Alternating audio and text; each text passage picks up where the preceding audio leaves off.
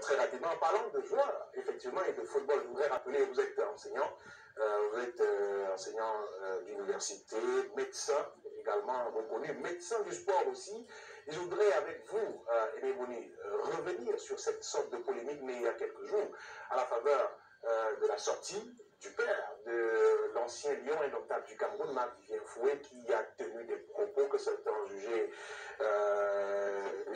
excessifs, indécents et même indignes depuis quelques jours. Mais vous, à l'époque, vous aviez eu accès justement aux conclusions de la FIFA, notamment relatif au décès de Marc-Vivien Foué. Aujourd'hui, vous êtes allé un peu plus loin et vous nous livrez quelques éléments au public justement pour comprendre exactement ce qui aurait pu, ce qui se serait passé justement ce fameux récit. Oui, alors très rapidement, je veux dire que lorsque la FIFA avait communiqué donc, le diagnostic officiel du décès de Marc-Vivien Foué, à l'époque déjà, j'étais un peu circonspect. J'étais circonspect parce que en médecine, en cardiologie du sport, nous avons des maladies qui sont faciles de diagnostic et d'autres qui sont compliquées. Aujourd'hui, avec tous les outils diagnostiques que nous avons, il y a quand même à peu près 30% de décès de morts subites cardiaques du sportif qui sont pas élucidés parce qu'on n'arrive pas. Bon. Mais il y en a qui sont très faciles.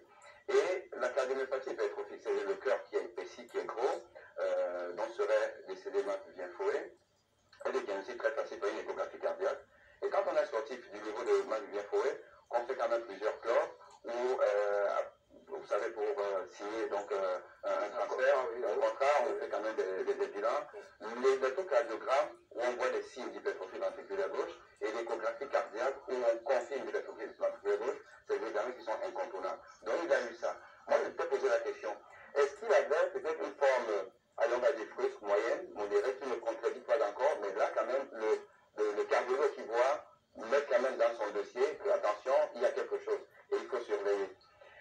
Lorsque la paroi, qui doit être inférieure à 12 mm, lorsqu'elle dépasse 15 mm, entre 12 et 15, ça peut être une hypertrophie due en fait à l'entraînement. On appelle ça le cœur d'athlète.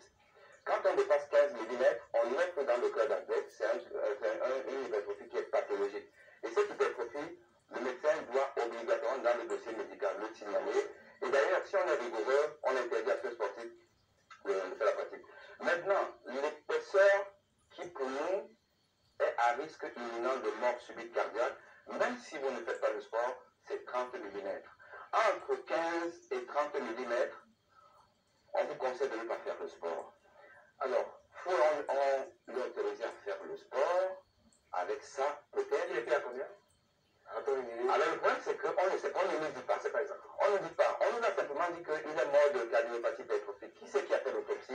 Où est le dossier d'autopsie? Il faudrait peut-être. Et moi, je pense que la famille, au lieu de se battre entre elles, doit plutôt s'unir pour aller questionner exactement la vraie cause de décès de notre footballeur. Donc, je disais ceci.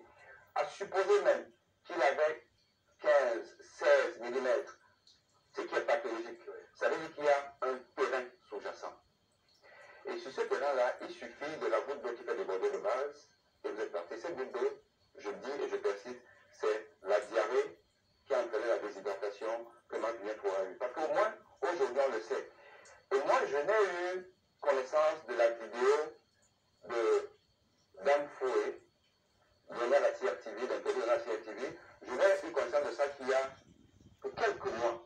Et quand j'ai regardé ça, je me suis rappelé de l'interrogation que j'avais sur le diagnostic officiel de la FIFA et j'ai compris que, au minimum, il y a homicide involontaire. Parce que, on ne peut pas permettre à un joueur, à un sportif, qui n'a fait une compétition, de jouer alors qu'il est sous médicament. Ça, c'est sa dame qui le dit dans l'interview, qu'il est sous traitement pour une diarrhée.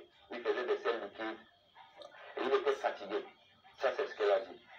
Et le footballeur Eric Djemba, non, c'est pas Eric Djemba, c'est plutôt Achille Emana, nous dit que quand ils étaient dans la salle, je crois qu'ils étaient en train de dîner, il y a même bien qui n'était pas là, ils sont posés la question, oui, non, on est que non, il se repose, il a mal à la tête. J'ai envie de dire que les maux de tête font partie des signes de déshydratation.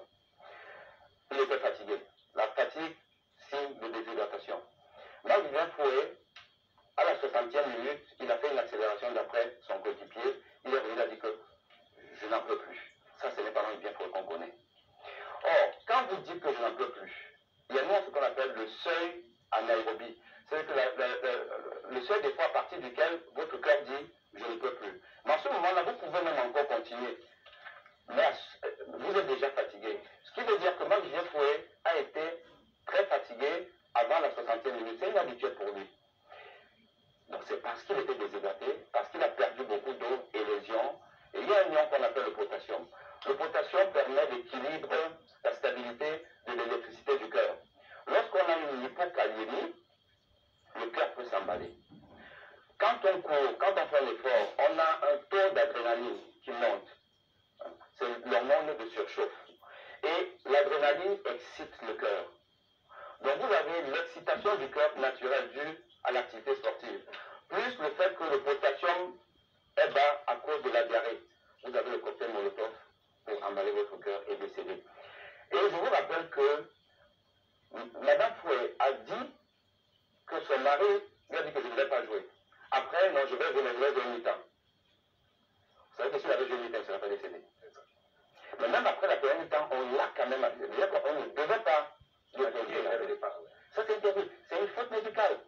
Et là, c'est pour ça que je dis, moi, je prends le pari. Je sais que dans les réseaux, on me tire dessus. Mais je dis, je veux voir l'autopsie. Je veux voir cette échographie. Je veux voir le dossier médical de Marc Julien Fouet à Lens, à Lyon, à Manchester. Je veux voir ça. Je veux voir les échographies. Parfois, on enregistre tout.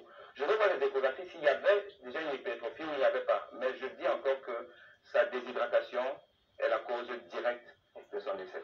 Merci pour cet éclairage, Aimé Boni. Merci d'être venu à Canal Presse dimanche. Marcelin Bema.